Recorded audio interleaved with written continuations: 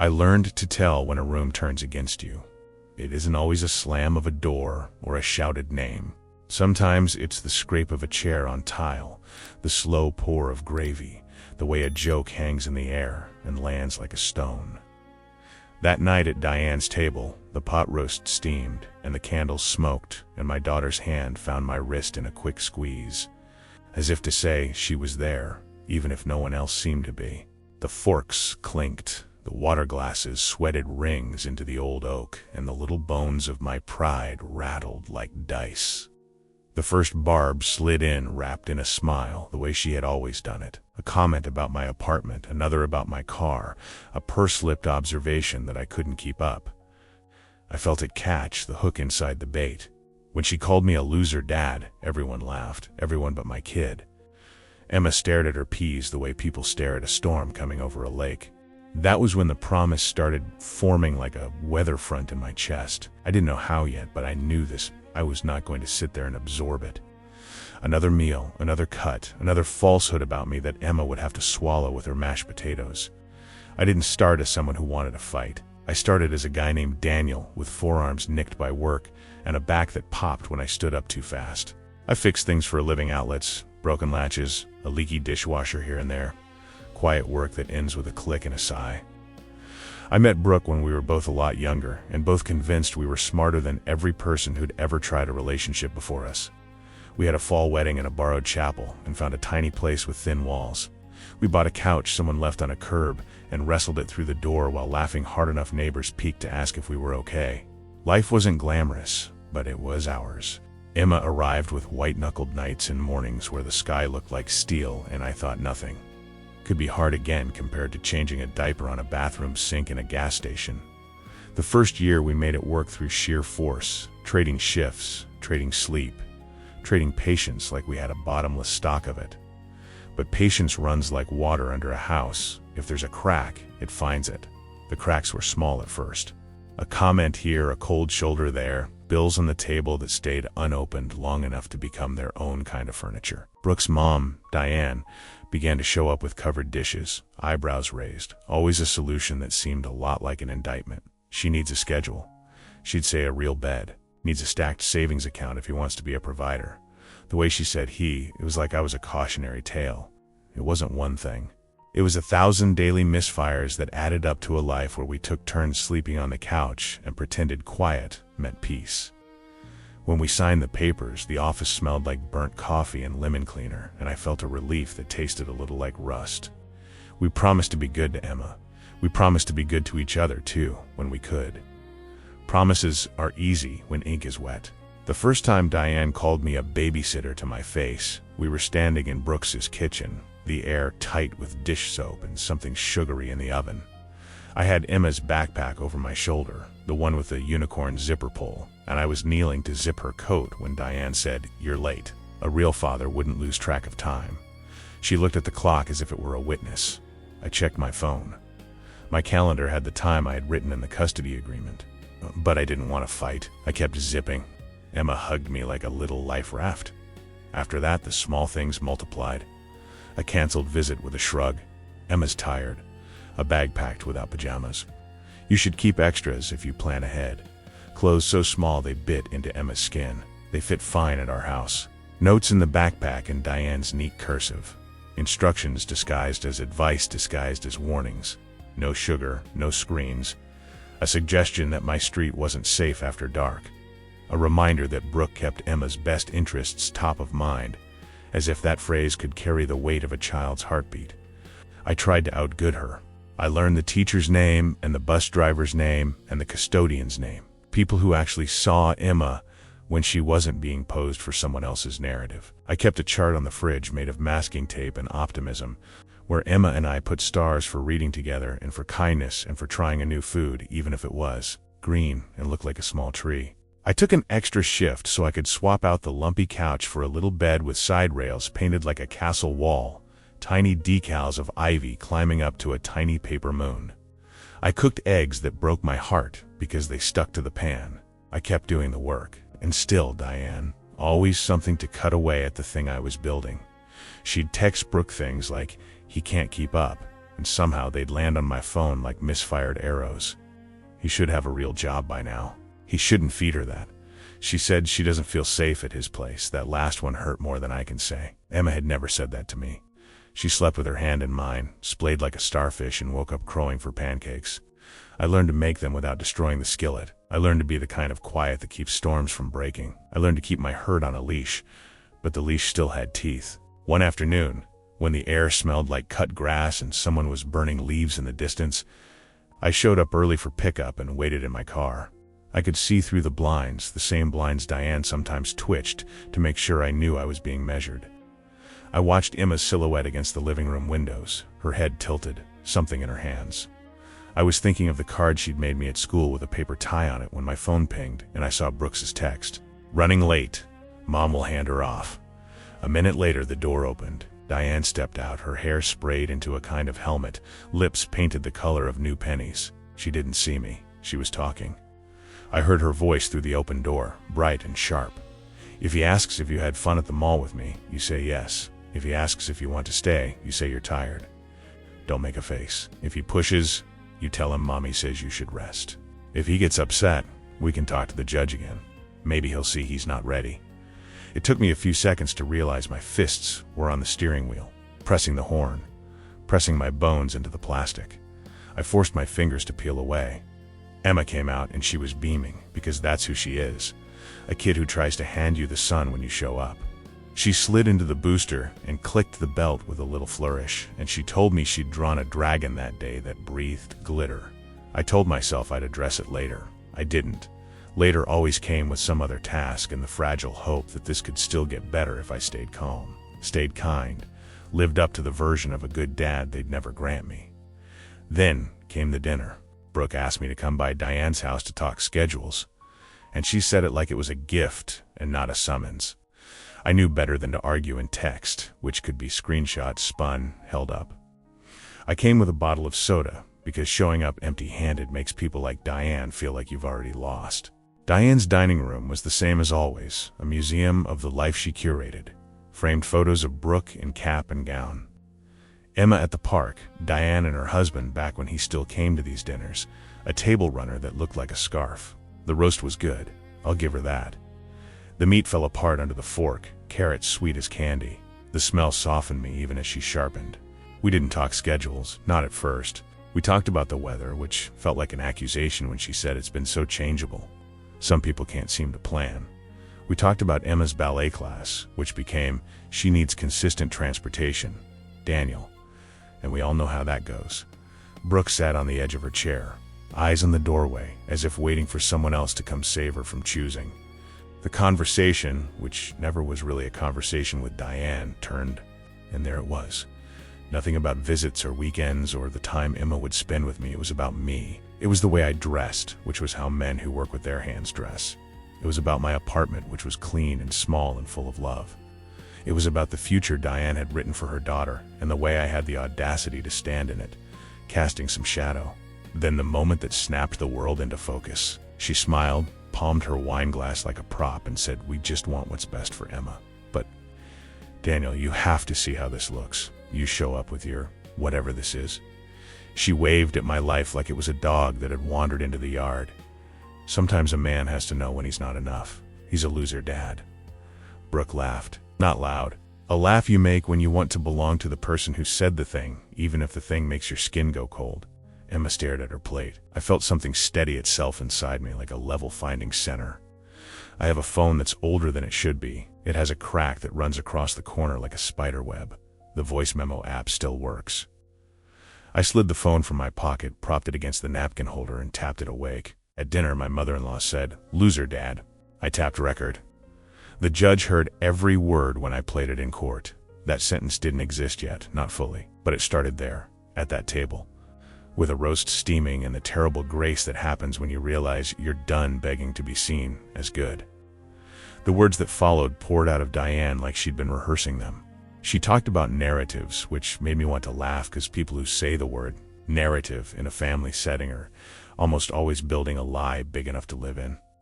She said the word custody like it was an award you won for being a certain kind of person. She said she had spoken to her friend who works in the courthouse and that friend thought I looked unstable. She didn't. No, she was filling a bucket with gasoline and handing me the match. Brooke nodded, but her fingers worried the edge of her napkin, rubbing it to pilling.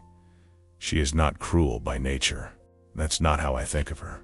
She's a person who wants to be safe and had been handed a script by the person who made her feel safest when she was young. That script didn't make space for me. By the time the apple pie came out, perfect crust, of course, it had gotten worse. Diane said she'd suggested to Emma that yelling, "I want my mom," when I dropped her off might help the judge see the true state of things. She said she'd told Emma. I was trying my best, which is the kind of phrase that sounds gentle until you realize it's a little eulogy for competence. When I stood to leave, my legs shook, not with fear exactly, with adrenaline, with the feeling that something important had broken, and maybe the breaking was the beginning of fixing.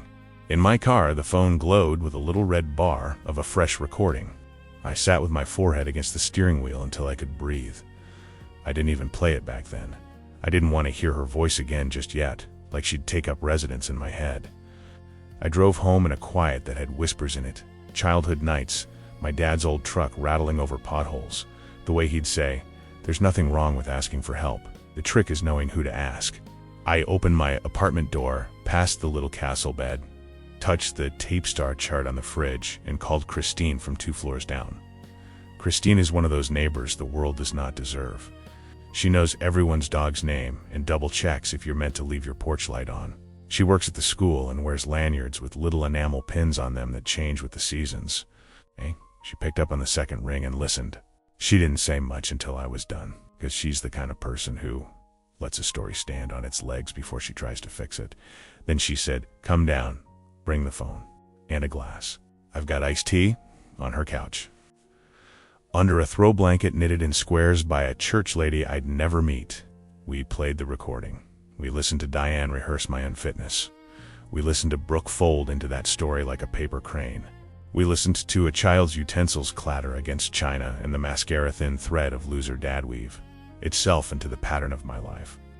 Christine didn't make a face until Diane talked about coaching Emma to cry at drop-off. Then she put her hand over her mouth like someone had said something indecent in church. "I'm not a lawyer," she said after it ended, voice shaking like a bridge in the wind, "but what she's describing. Judges hate that. Interference, coaching, undermining. They call it lots of things. None of them good." She took a breath. "There's a clinic at the college, legal aid, family law practicum, they can help. And Daniel, you've got more than just this. Keep your calendars, print your messages. Ask Miss Lopez at school if she'd put in writing what she told me about you volunteering for field day and field trips and the fall festival. Don't villainize Brooke. Keep it about Emma. And when you talk to the judge, keep your voice steady. Judges like steady." I slept badly and woke up with that hollow feeling behind your sternum when you know you have work you didn't choose. But steady is something I could do. I became a man with a binder. I printed screenshots and slid them into plastic sleeves. I kept a log that read like a ship captain's journal, minus the ocean. I asked Ms. Lopez for a note, and she wrote one that made me tear up in my car in the school parking lot. About the way Emma ran to me at pickup. About how I brought cupcakes on her half-birthday because she'd been out sick on the real one. I collected receipts for the little things that add up to a life. A winter coat, a pair of sneakers with lights, a tiny pair of headphones for the reading program so she wouldn't have to share the school's cracked pair. I went to the clinic and tried not to sweat through my shirt while a law student with kind eyes explained things in gentle spirals. He used phrases like modification of parenting time and best interests of the child, and he drew a flowchart on a legal pad with arrows that made sense. He didn't promise me anything. He looked at the recording, at my binder, at my face. "We can file a motion," he said. "We can ask the court to listen. And if they do, Daniel, the things on that recording matter. Keep doing what you're doing. Don't take the bait. Let the evidence speak. It's hard not to take the bait when the hook is dipped in your child's name." But I heard him. I heard the way my dad's old advice echoed in the student's voice. The next few weeks felt like moving chess pieces while the board was on a bus hitting potholes. Brooke sent me texts through gritted teeth. "Mom doesn't feel comfortable with Emma going to your place tonight.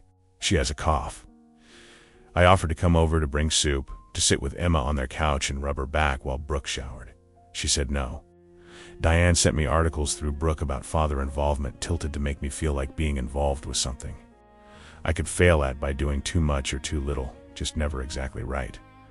I responded like a man reading instructions with a magnifying glass. Thanks. I'll keep that in mind. I waited.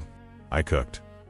I slept in sheets that smelled like laundry detergent and the faintest traces of Emma's hair and asked the ceiling to be kind.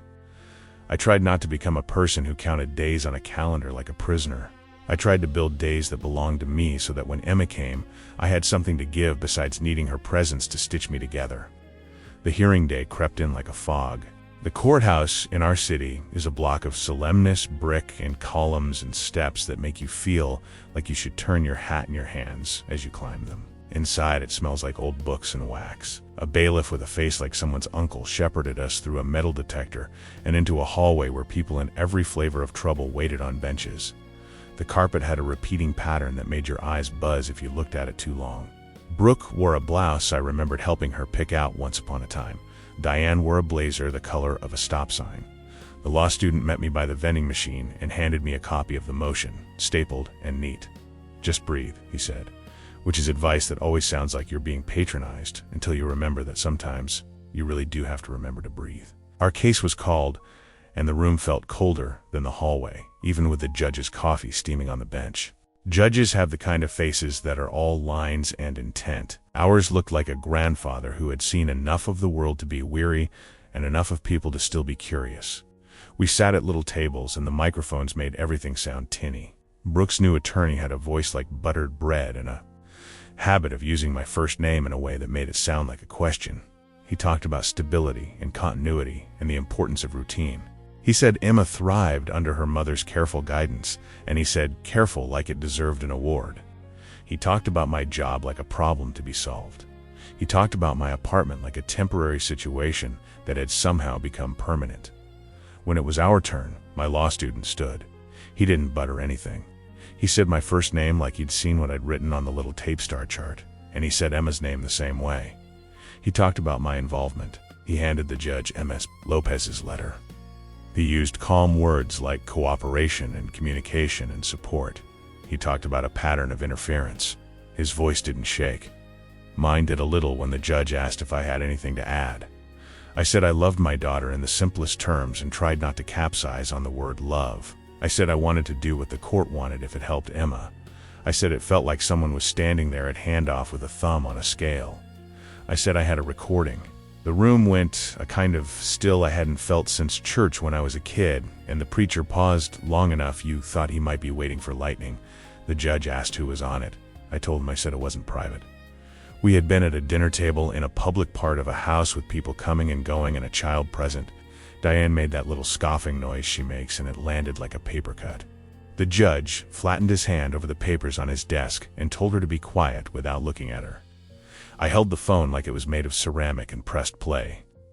There's a sound people make when they know they're caught. It isn't a dramatic gasp. It's tiny, its breath folding in on itself. The room was full of it as Diane's voice filled the speakers. She said the words like a person ordering lunch. She called me loser dad again, and I watched the judge's face change, almost imperceptibly, the way heavy curtains move when a breeze sneaks into an old house. We let it play. We let it play until Brooks's voice joined, soft and unsure, asking if this was really necessary, if maybe Emma shouldn't be in the middle. Diane's reply, practiced and smooth, landed with the weight it deserved. She coached Emma in absentia. She mapped out a performance. She said things that felt like bruises. When it ended, no one moved. A sound from the hallway slipped in, someone laughing somewhere far away, incongruous as a carnival in a library. The judge leaned back. He took off his glasses and cleaned them with a tissue that appeared from nowhere. When he put them back on, he looked at Diane the way my grandfather used to look at a dog that had gotten into the trash. Not angry, disappointed, tired. He asked Brooke how often this kind of conversation occurred. Her attorney opened his mouth, but the judge said, "I asked Miss Wallace," using her maiden name like a lifeline. Brooke's voice broke on the word sometimes. Diane said, "We're just advocating for Emma." And the judge said, "Ma'am, what you're doing has a name, and it is not advocacy." He talked then in a calm voice, not loud, not performative, about the harm of disparagement, about coaching, about pressure that breaks kids in ways you can't see until they're grown and distrustful. He told us he would be modifying the schedule to ensure that exchanges occurred where no one could use a doorway as a stage. He said words like neutral location and non-disparagement order and counseling to intercept the nonsense. He addressed me, said he saw a dad who was showing up with receipts and notes and a child's affection like breadcrumbs back to the truth. He warned me not to gloat. He warned Diane that if he heard even a whisper of this nonsense again, she would find herself explaining it under oath on a day much worse than this one. He spoke to Brooke, and for the first time in a long time, I watched Brooke hear someone besides her mother. He asked her to be the boundary where a boundary was required. He told her he believed she could be. By the time we walked into the hallway again, my shirt was like damp paper. The judge's words were still ricocheting in my chest. The law student clapped me on the shoulder in a quick burst and then went back to his world of books and earnestness. Bless him. Brooke stood with her back against the wall, hands fluttering like birds, eyes bright like she might cry or laugh or both. Diane stared at the seal on the courtroom door like it had insulted her taste. "Daniel," Brooke said, I didn't realize." She trailed off because truth is a thing that takes its time. She looked at her mother, then down the hall where people moved like currents. "I'm sorry," she said it again, and it fit better the second time. "I'm sorry. I should have stopped it." She slipped a hair tie off her wrist and twisted her hair like she did when we were young and late to everything. "Can we try? Actually try?" "Yeah," I said, because even though part of me wanted to list the ways trying had failed me, the bigger, better part wanted Emma to have a mother who didn't feel like she had to choose between us every hour of her life.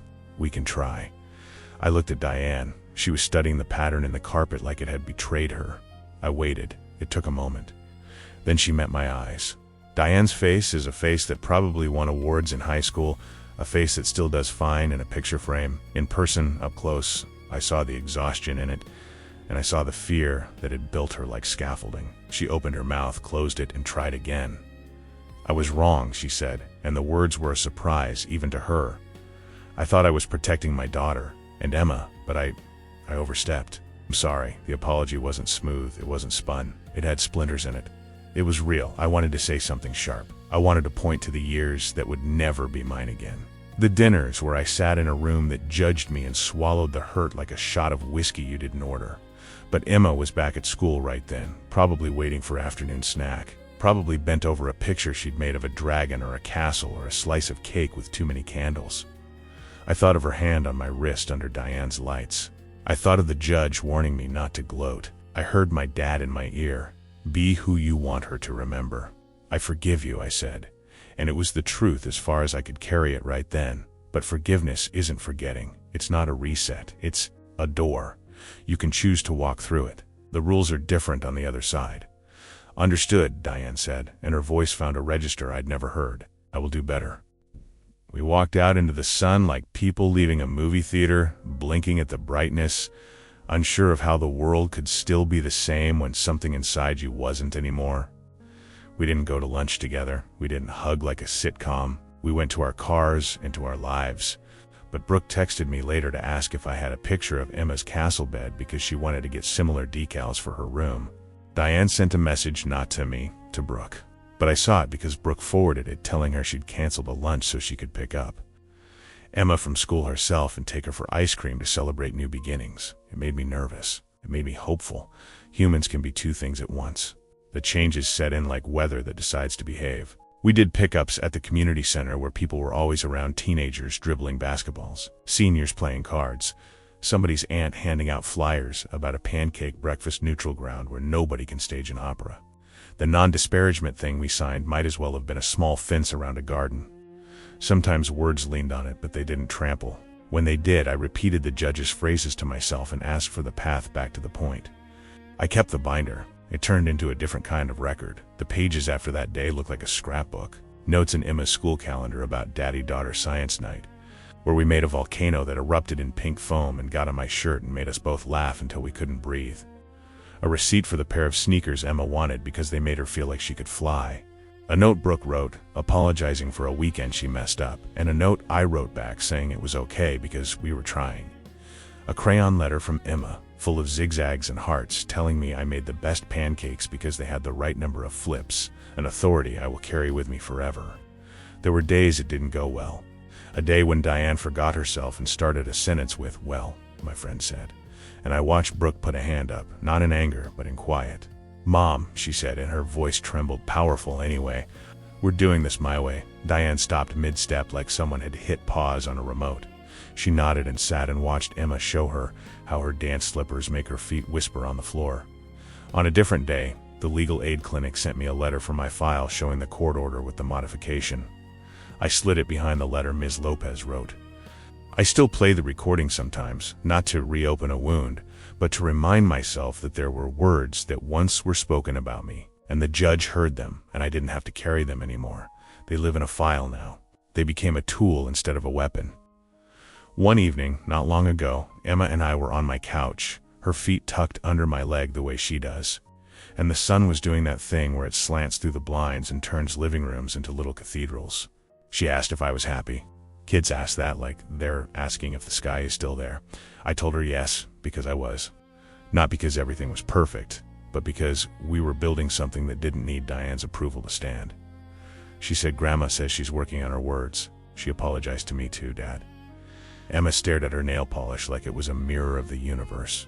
She said I never have to pick sides. She glanced at me quick, as if checking to see if that was okay to say. "That sounds like a good plan," I told her. "You don't ever have to pick sides. Your side is yours." She nodded, satisfied, and leaned into me with that boneless trust I will never stop being grateful for. The TV muttered.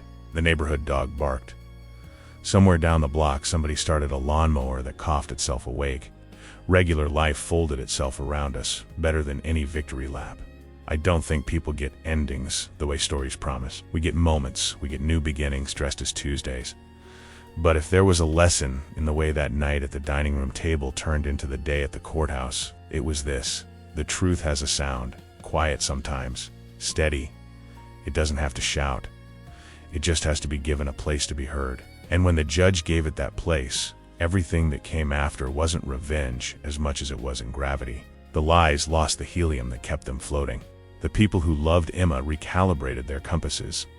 The woman who sat at the head of a table and sliced me with a smile found a different way to wield her influence, one that didn't require anyone to bleed.